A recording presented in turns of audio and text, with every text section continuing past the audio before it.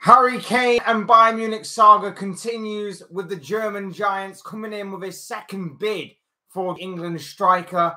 That saga doesn't seem to be resting anytime soon. Elsewhere, Manchester City are going in for Guardiola. Talks are still ongoing there. Manchester United have a big week ahead of them in which Andre Onana could be signing for the club at some point within the next week or so. And Levi Colwill, he is flirting with Liverpool so much that maybe, just maybe, there actually is something to this deal. Hey guys, welcome back to the channel. Welcome to another video. Hope you're all well. This is another all new news live stream, of course. Welcome along to another early morning stream. This one very early morning because of other stuff that I've got going on today. But yes, we've got a lot to dive into, a lot of big stories, as obviously pre-season is pretty much starting back up for a lot of teams. This past weekend, a lot of teams were back over the course of this next week or two. A lot of teams are going to be back in pre-season, but going off to different places around the globe to begin their pre-season preparations, which means that not only will that continue to intensify, but also the transfer window is going to intensify as well as managers look and identify areas of the team that need strengthening, areas of the team that need to be replaced or refreshed. So things are only going to hot up from this point forward. Without further ado, I would like to remind you all to please like the video, like the live stream, subscribe if you're new or want to see more content like this. Both things are always and forever greatly appreciated. And of course, Light Ballum is here. I hope you are well, dude. Good to see you in the chat, my man. Get involved in the comments. Get involved in the chat. Talk to me about any of the stories that I'm talking about or any stories that you guys want to talk about. They should all make for great and interesting reading. Hope you're good, bro. Hope you are very good indeed. I'm good too, man. I'm good. Early morning on a Monday morning, but here I am. Talking football as per usual. Most likely will be rejected the Harry Kane offer from Bayern. Absolutely. We'll get onto that in a second. Can you believe Liverpool sold under 16 player to Bilbao? Question is, how did they know he was a Basque player? I'm not from the Basque. I assume they just got a very extensive scouting network. So we'll see. If they don't use the "What's My Name" Onana song for his announcement video, they miss it. Oh, of course they are. It's too obvious a thing not to happen. So, of course they are. And whether they're going to be using that for the announcement video or whether they're going to be using that on the terraces at Manchester United at Old Trafford for next season, I would imagine they probably would. Thursday on a Monday, we are doing a live stream. Of course, bro. Of course we are. No point like the present to get it all out of the way and done with. Plus, I've got other things I've got to be doing today as well. So won't have time later on in the day. Or if it would be a very, very, very, very late night stream. So yeah, of course we are. We're starting off the week. We're starting off the week with a bang. We're getting this done. We're getting this over and done with. And we're talking football, and I'm sure a lot will break in the next 24 hours or so. We're back again tomorrow. Maybe not as early tomorrow, but at some point tomorrow we'll be back and talking more football because that's what I love to do, and that's what I love to hear from you lot as well. So let's get on. With this. Harry Kane. First and foremost, Harry Kane, rock me like a hurricane, all that good stuff. Bayern and Harry Kane, this saga doesn't seem to be going away anytime soon. We already know that Tottenham have already rejected an initial bid for Harry Kane. There was absolutely no way a bid of 70 million euros was ever going to be accepted by Daniel Levy or by Tottenham because A, it's just not the right amount of money, and B, Daniel Levy is wanting to squeeze every penny out of this as possible, and they know that they can get a lot more. Romano yesterday stated that Bayern have submitted their second bid for Harry Kane, confirmed proposal worth 80 million euros plus add-ons, as Pletty Goal on Twitter reported. Tottenham already rejected 70 million euros plus add-ons last week, and initial feeling after second bid is similar from Spurs, waiting on official answer. Now, 80 million euros plus add-ons would roughly work out again somewhere in the region of, I'd probably say around about 70 million pounds, maybe just under 70 million pounds. So it's not that great of an improvement from the initial bid. Going to be rejected. I can tell you that right from the off, unless it has already been stated. I don't think it has been stated as of yet. I'm not 100% sure. I don't think there has been any major update on it, but I feel like it's a no-brainer. It would have been rejected anyway. But yeah, it's not that great of a. It's not that great of an improved bid, to be honest with you, is it? And we know that obviously Daniel Levy is going to be very difficult to do business with. He's naturally difficult to do business with. The thing I don't fully understand about this, and it's the bit that I've constantly said throughout this entire deal, is that I don't get why Daniel Levy, who prides himself on being such a great businessman, would entertain the idea of keeping Kane on for another year and selling him on or moving him on a free transfer when his contract expires next year. I get for the current price, the current transfer fee that's being talked about, the current bid on the table is probably not high enough. And for that kind of money, maybe keeping Harry Kane on for that season is going to be worth more than what Bayern are offering. I get that. But at the same time, there needs to be more. I mean, obviously, it might not be in the public domain, but at the same time, there needs to be some sort of communication thing. Surely, it needs to be a communication thing on Kane's side for a start, because it's not fair on the Tottenham fans that he is a guy who is their talisman. He's been their star player for a number of years, and he's still at the club. And, you know, there's so much speculation surrounding him. And I get that maybe it's because he's on holiday, and I think he returns at some point this week ahead of Tottenham going out to pre-season. I don't remember where they're going, but they're going somewhere for their pre-season training camp. I get that maybe he's on holiday, so maybe he's just not thinking about addressing it publicly right now. But he needs to address it just as much as what Tottenham need to address it for the fans mainly. But I would imagine it's also going to be good for the whole entire squad as well to address the big growing, snowballing, momentum gaining situation that is this Harry Kane saga. They need to address it as much as anyone. Everybody in this situation needs to address it, whether it be Daniel Levy, someone at Tottenham, someone other in Tottenham in power, or whether it be Harry Kane himself, or maybe Harry Kane's people. Someone needs to address this, because this is a massive thing that is affecting the entire club from top to bottom, and it needs to be sorted out soon. And like I say, I personally think it's baffling to me that Harry Kane is going to be leaving on a free next year, and Daniel Levy, who prides himself on being a businessman, is not going to do the business. It baffles me.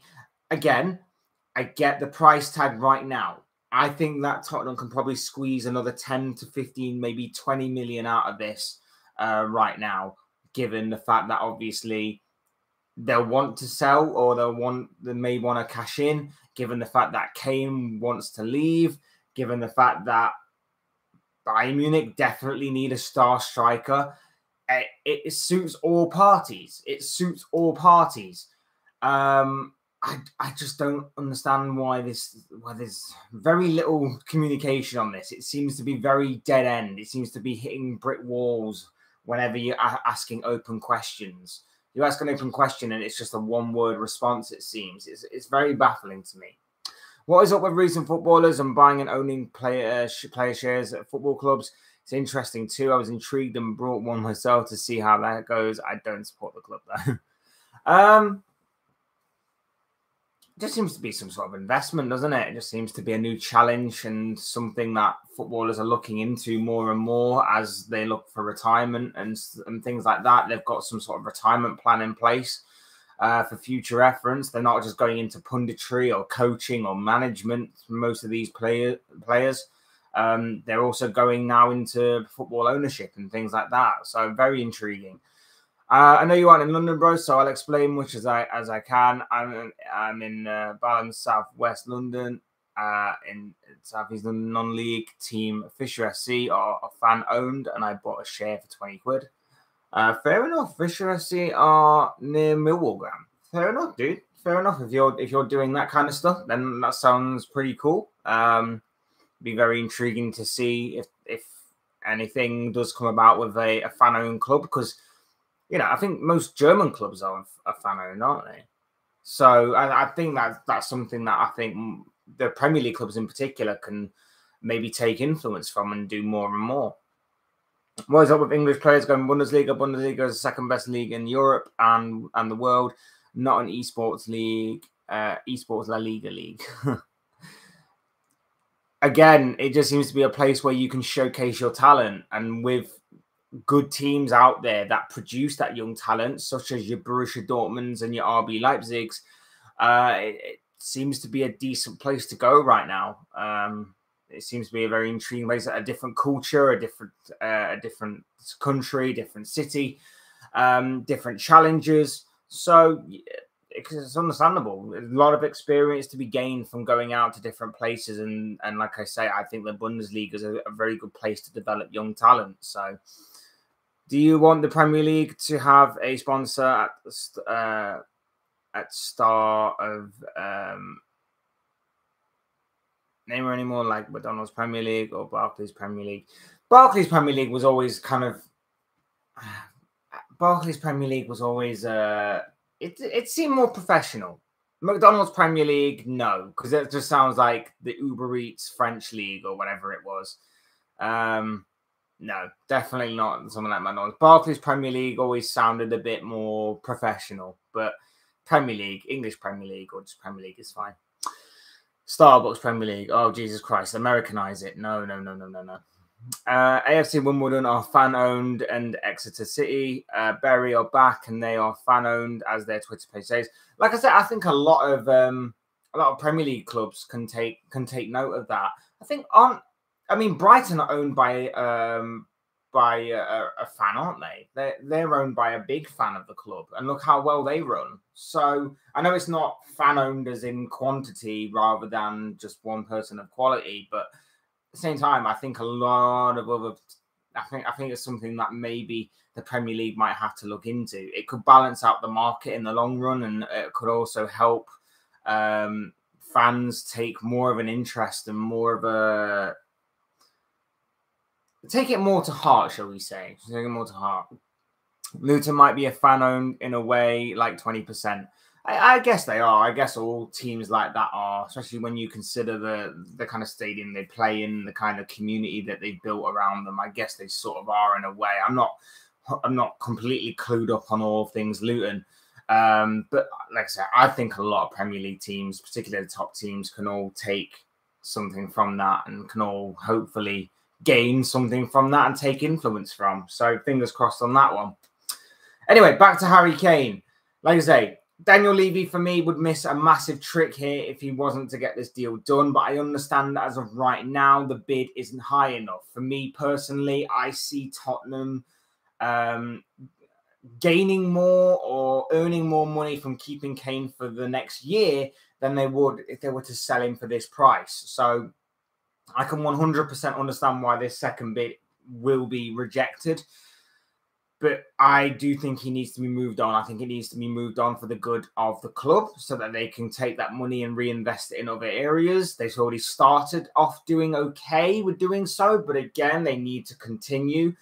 It's a bit strange how, they're after centre-backs like Mickey van der Ven and Edmund Tapsoba. But apparently they're only seemingly going to get one or the other. Why not act like a big club for once and get both? Why are they haggling over a few million here and there? Oh yeah, that's Daniel Levy's MO. That's his motive. That's how he operates in his business dealings. It's daft to me that is the case, but it is what it is. There's just so many good and bad points with Spurs that it just cancels each other out in general, and it's baffling to me. But this Harry Kane situation for me needs to end, and it needs to end very, very quickly. Not just for the good of Harry Kane, but for the good of Tottenham as well. For the good of everybody, all things considered. And look, the striker market isn't deep right now. Beyond Harry Kane, you're gambling.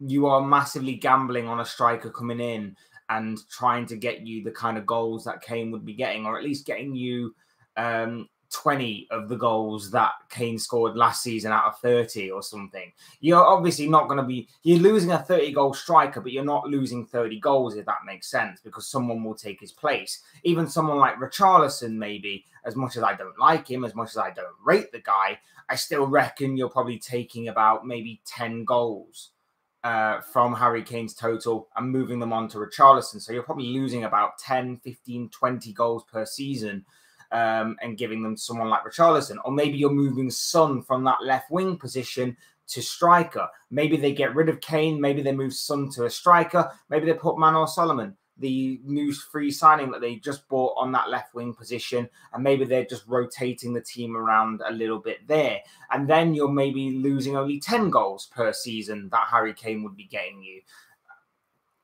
There are a few ways to look at it. There are a few things to consider, but like I say, if you are going to try and look for a like-for-like replacement, very difficult to do so unless you can somehow tempt Erling Haaland to join you, which is going to be absolutely impossible. And the only way that's going to happen is if you somehow manage to, I don't know, blackmail him or something, or if you manage to brainwash him into joining Tottenham for some reason. That's never going to happen. So the next players that beyond that point, you're looking at real big gambles, real big players that are going to be big risks, basically. They're not proven. They're not as consistent as Harry Kane. They're not as lethal as Harry Kane, but they could be in the long run in the future, or they could be something like him. Massive gambles. It's baffling to me. And I put a poll out on my page the other day saying, will Harry Kane stay? Will he go? I think it was something like I think majority said he will go, but it was very, very close. It did seem very, very close. I think it was like 57 to 43% of the votes in favor of Kane leaving.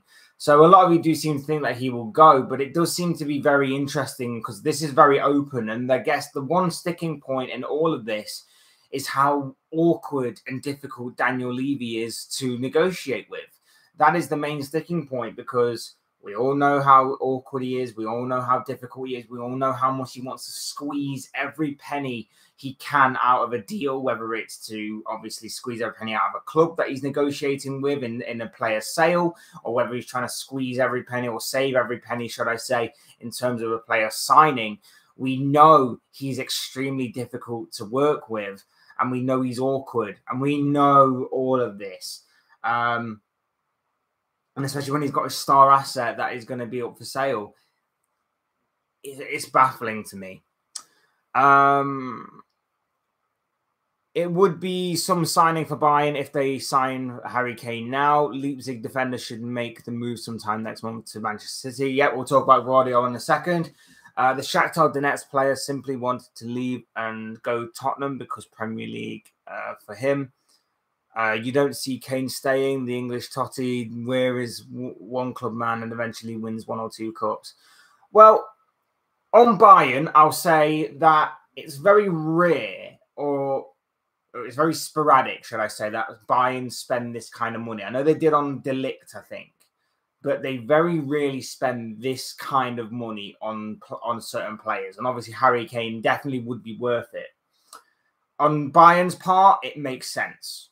not only do they reinforce their squad, they beef up an area that, in my opinion, needs to be beefed up, not just for the Bundesliga, but for the Champions League as well, in terms of trying to make them a threat again in Europe. Because I think this season they lost a lot of that fear factor about Bayern Munich in the Champions League. So I do think it's smart on Bayern's part. It's smart on Kane's part because he gets a bit of a tap in for a trophy. Regardless of what you think, like, it's still going to be a Bundesliga title. It's still going to be a trophy. They win it pretty much every year and have done so for the past decade. Bayern Munich win that trophy next season with, or well, I would say without Harry Kane next season, but it actually could be a close run thing again, like it was this past campaign. With Harry Kane, it's more of a certainty than ever. It's more of a certainty than ever. When they get Harry Kane, if they get Harry Kane, that is it. That's that Bundesliga title, in my opinion, sewn up, because he will grab them the goals that they desperately needed this season to turn some of those draws and defeats into wins that ultimately almost cost them the title this season, in my opinion. Yes, it is a pretty easy trophy to win, but at the same time, are you starting to look at all of these other leagues that are pretty comfortable and just say it's a tap-in trophy? Okay, it's easier than others. I get that. But Harry Kane won't mind. If Harry Kane sat there at the end of his career with a few Bundesliga trophies, maybe a couple of German Cups, could even help them win a Champions League between now and the end of his career, maybe. He won't care because he will have silverware that proves I actually went out and I did something. I didn't score all these goals for nothing. All of these goals didn't mean anything. I actually scored goals and helped a team in a team game, in a squad game, in a club game, win big silverware. So it will suit Harry Kane down to the ground as well. And that's why it's still 50-50 for me on whether he will stay or go. I definitely think he wants to go. I definitely think that he will go, whether it's now or whether it's in a year's time. But it's going to be difficult for him because he's having to put his future in the hands of someone who is a notorious pain in the backside to deal with and to do business with in Daniel Levy. That's the problem. Like, he can kick up a fuss all he wants, but Levy is just as stubborn. And we saw that a couple of years ago when obviously the whole Manchester City saga erupted. Kane tried to kick up a fuss, and maybe he could have done more, but he tried a little bit. It wasn't probably enough, but Levy was still difficult. Levy was still adamant that Kane was his player. Kane was the man that he was going to see the future out with, and Kane was going to stay at his club.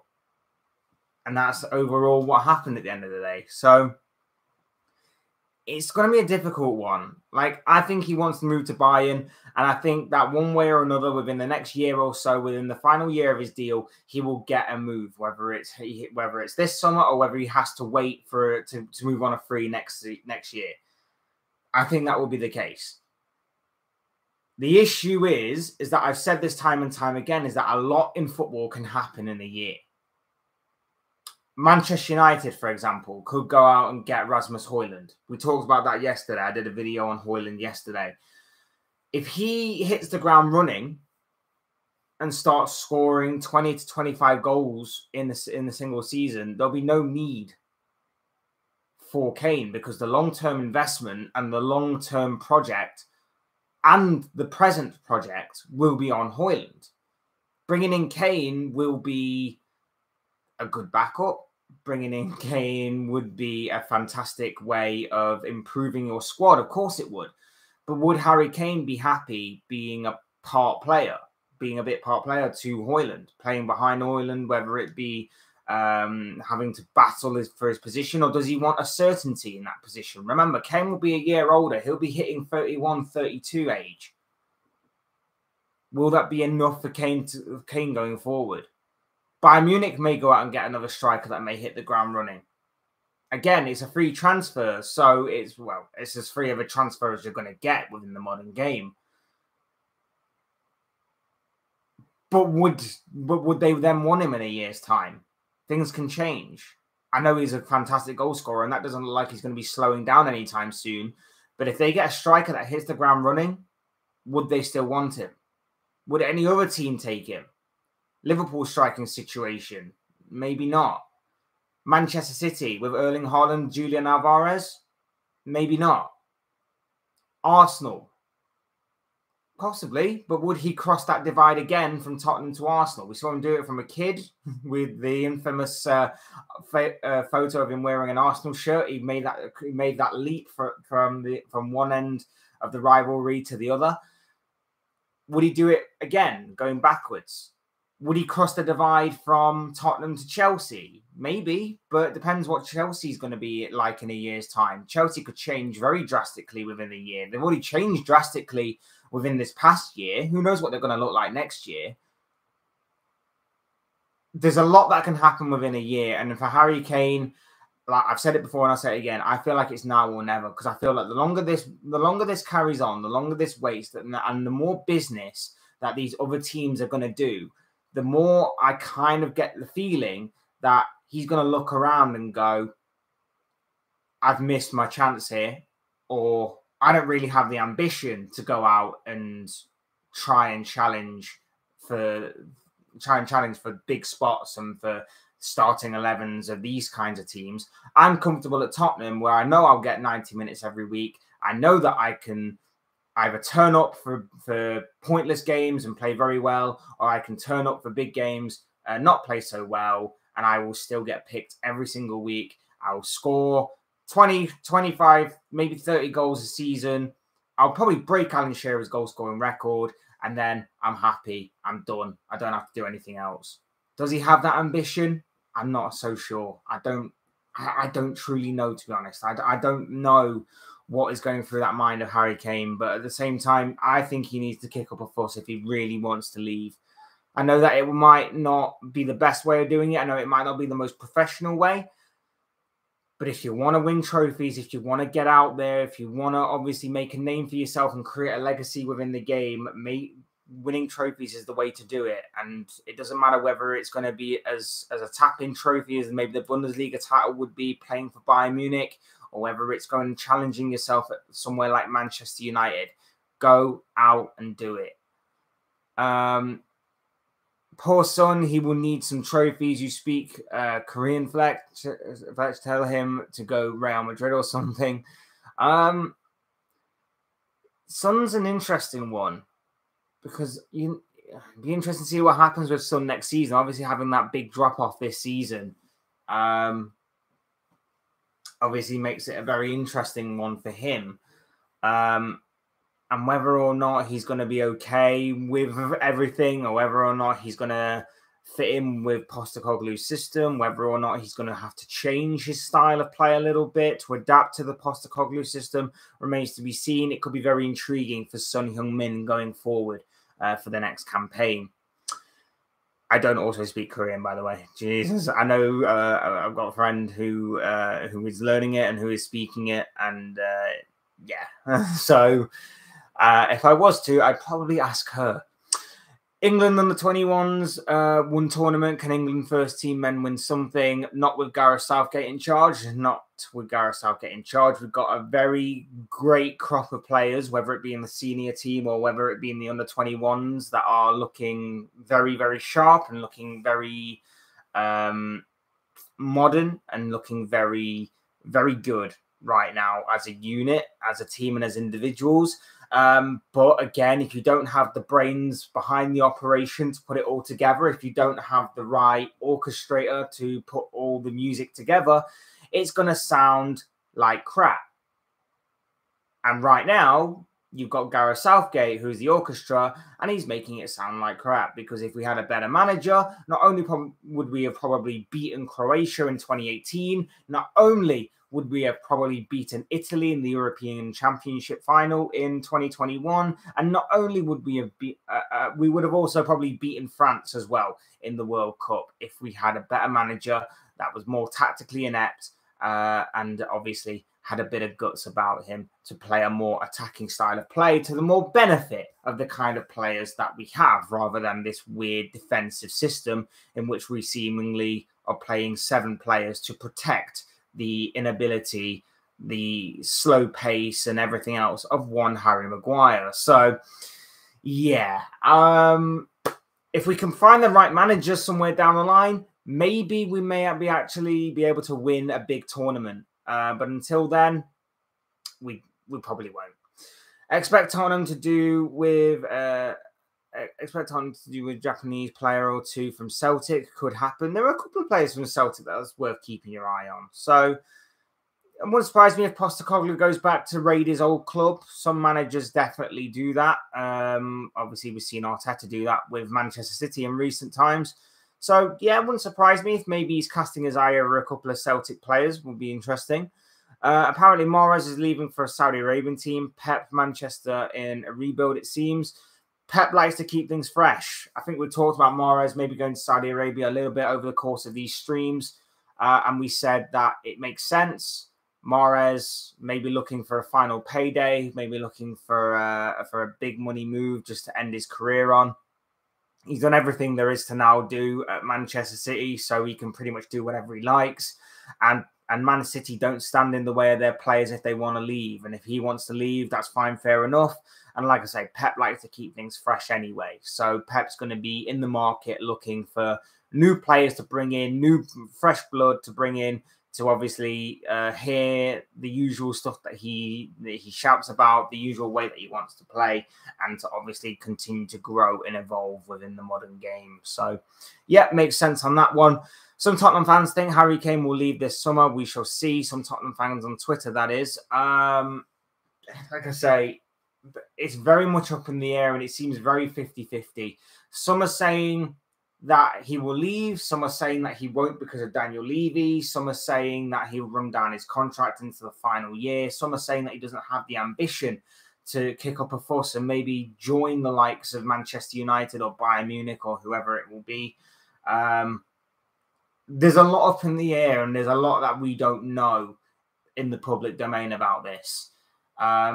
I think that obviously with Kane returning soon from obviously his holiday and from his kind of end of the season break, we'll get to know more. I would imagine that this story is only going to escalate going forward. It just depends on what Harry Kane does, because I think the ball is more in his court than anyone else's. Daniel Levy's, to an extent, not completely, but he's sort of to an extent laid down what he's looking for from this kind of deal and what he's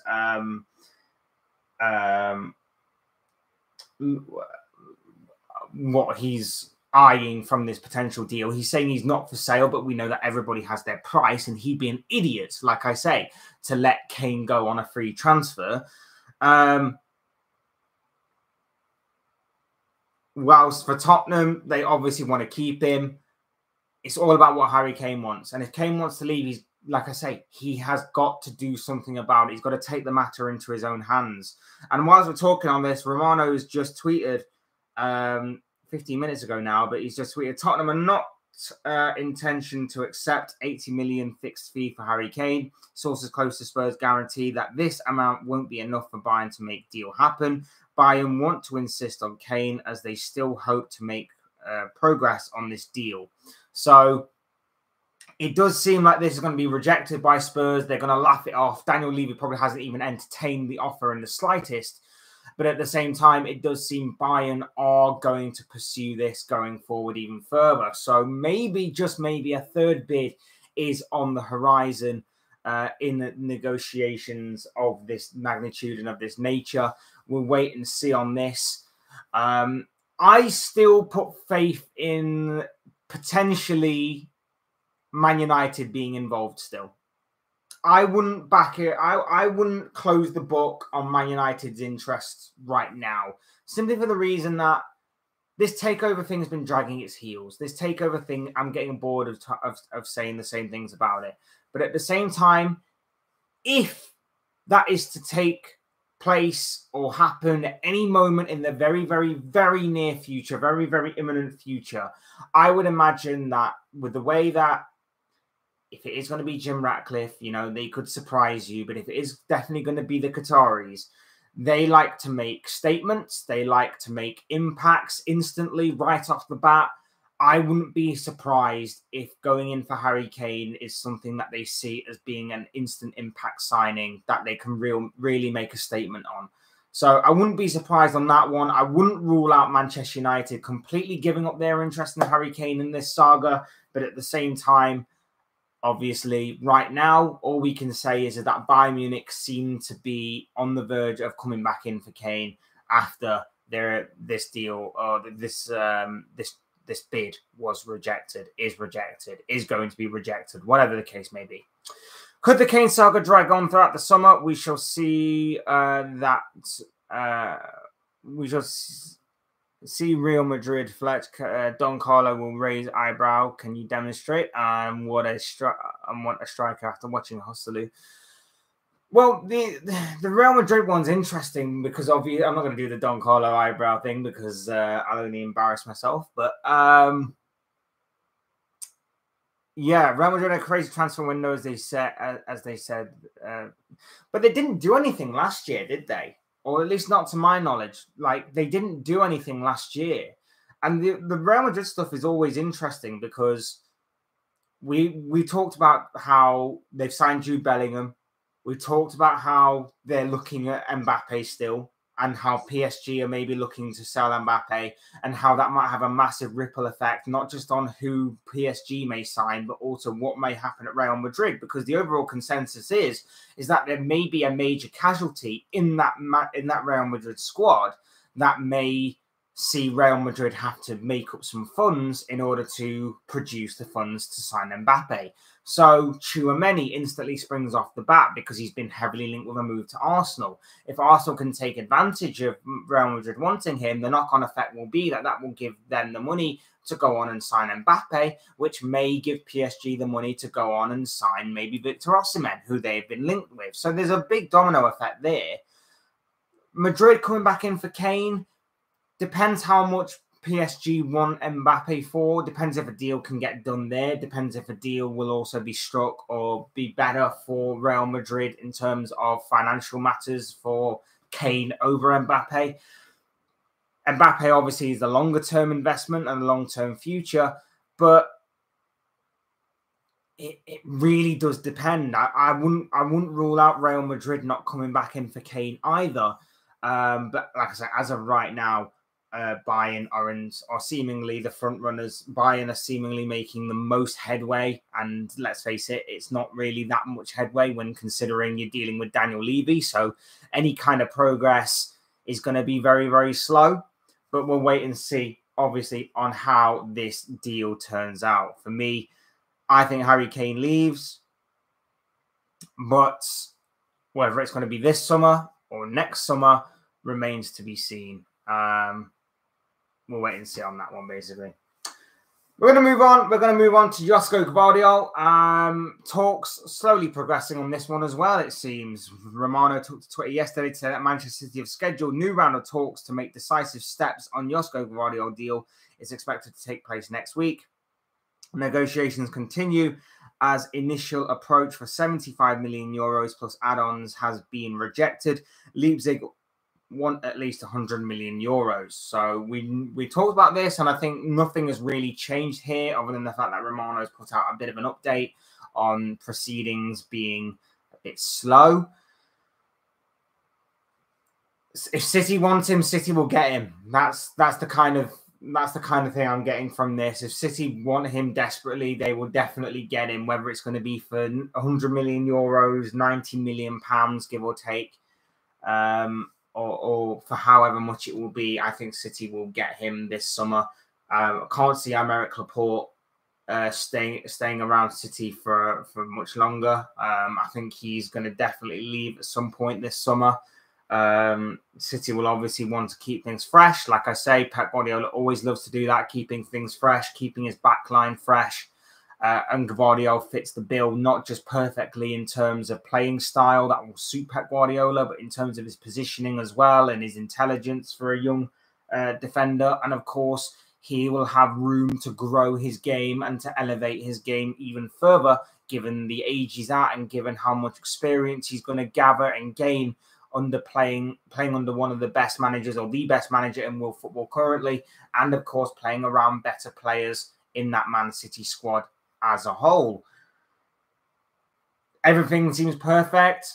I wouldn't worry too much. It just seems like things are going a bit slower than they usually would for Manchester City. They normally keep their cards close to their chest in these types of negotiations and these types of dealings when it comes to obviously speaking to journalists and things. But at the same time, I would still suspect Guardiola becomes a Man City player. I think if City definitely and desperately want him, then they will go out and get their top target. I know that 100 million euros is a massive price tag to have, but at the same time, they have the money to do so. They need to freshen up that team as a whole. They'll get the job done. They'll get the job done. We know they will. So, yeah, keep your eyes peeled for that one. Could be very intriguing. Andre Onana, just quickly on him. Big week ahead for Manchester United. It seems everybody is seemingly talking about how this week could be a massive week in terms of Andre Onana arriving at Manchester United, or at least having a deal done by the end of the week for Manchester United. We know that obviously talks are advancing very well. It could be only a matter of time before Onana, before Inter and Manchester United reach a fee agreed for Onana. We know that personal terms are agreed. Everything seems to be moving along very well and very swiftly in terms of this. Take care, Ballum. Take care. Hope you enjoy the rest of your day, mate. Thank you for coming along to the stream and contributing. Very much appreciated, my dude. Thank you for stopping by, and I hope to see you again in another one, my dude. So thank you very much for that. Yeah, talks we know are seemingly progressing. Everything is seemingly going very well in terms of the Onana deal. We just obviously got to wait and see if a fee can be agreed, and it does seem like a fee will be agreed at some point in the very near future. When that will be obviously remains to be seen. But it does seem, like I say, that Onana to Manchester United will happen very, very soon, and we can only wait and see on that one. But yeah, big week ahead, it seems, for Manchester United in that aspect. We already know David De Gea is gone. We also talked about Rasmus Højlund yesterday in a video that I did. If you haven't watched that video, do check that out. It was a video I did on Rasmus Højlund and how he may fit in, how obviously Manchester United seemingly view him as a big future prospect. So do check that out if you haven't already. But yeah, Onana could be a big week ahead for that goalkeeper and for Manchester United as a whole, as a deal seems to be edging ever closer. And finally, Levi Colwill. We talked about Colwill. Again, another video that I did on him and Liverpool's pursuit of him. Do check that out again if you haven't already. More of my thoughts on that one. Won't go over it too much, but basically Colwill seemingly flirting with the idea of joining Liverpool. Liverpool, obviously in pursuit of him. They like him very much. It ticks a lot of boxes for them in terms of what they're looking for in a defender, as well as having other key attributes that they would see as a bit of a bonus. The fact that he's English and homegrown and all that good stuff. So he fits a lot of boxes and he ticks a lot of boxes for Jurgen Klopp and for Liverpool. Looks like a very good defender. Looks like he's going to grow into a top quality defender for years to come with more experience and with age under his belt. He could definitely be that guy. But at the same time, it could be a very difficult deal to get done, given that Chelsea are wanting to keep him, given that Pochettino and Chelsea see him as a big part of their future plans going forward. So this one could be very intriguing to see which way this goes. Apparently, he's set for talks this week. Apparently, he's set for talks with Pochettino this week in terms of seeing where his future goes and where his future lies. But allegedly, he is seemingly flirting with the idea of Liverpool. That seems to be the indication. And we said before that if Liverpool are given any indication that maybe he is open to a move to the Reds, then he will then Liverpool will act on that. But we'll have to wait and see, obviously, how these talks go. Can't believe a Borussia Dortmund player is leaving to go Burnley. This is like leaving Chelsea in Kensington to go to Hartlepool area. Signal Iduna Park to Burnley is something. You're seeing it a lot, though, now. The Premier League has got a lot of money that they can start contesting with these. Even teams like Burnley and even teams that you wouldn't probably expected to compete with these kinds of teams. They're starting to compete with these other teams at a Champions League level. It's weird. It's very weird and it's very strange, but it's also kind of good for the game in certain ways and can be good for the game in certain ways.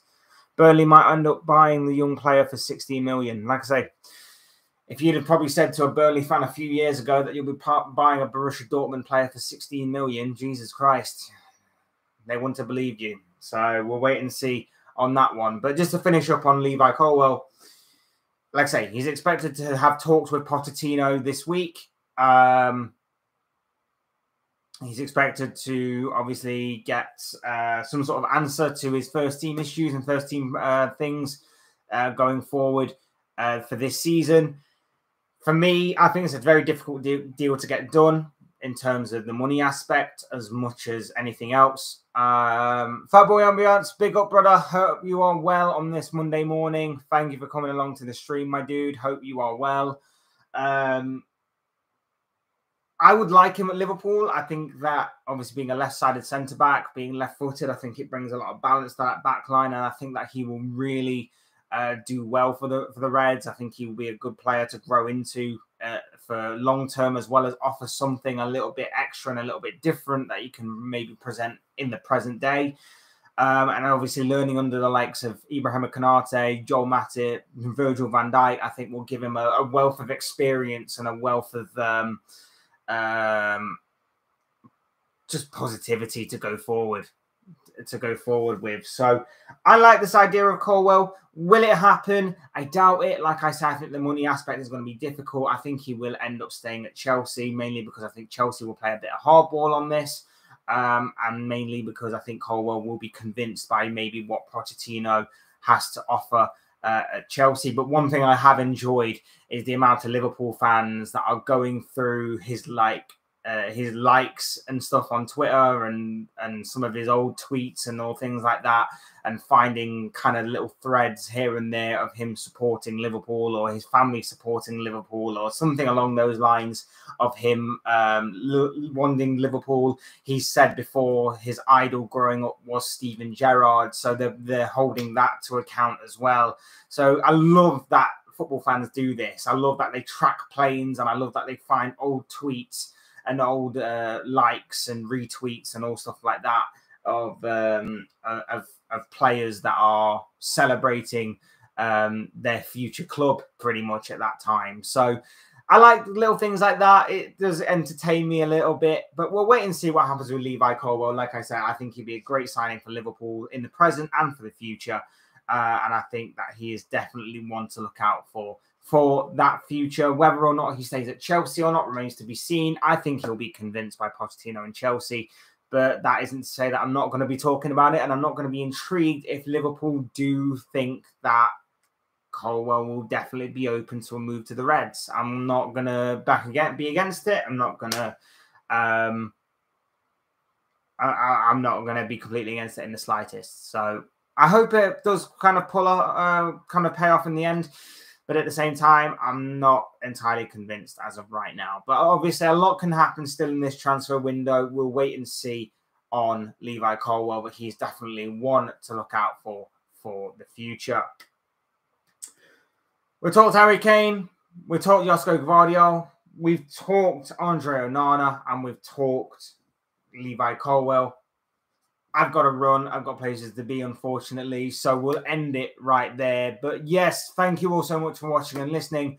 Of course, these have just been the thoughts, comments, opinions, predictions, feelings, whatever you want to call it, of this guy. I want to know what you guys think. What do you make of anything that I've talked about in this video? What do you make of the Harry Kane situation? What do you make of Josko Gvardiol to City? Will it or will it not happen as far as what Pep Guardiola is concerned? Andre Onana and Manchester United, that's one deal to definitely look out for this week. I think that could be a massive saga that will probably come to an end at some point in the very next 7 days or so.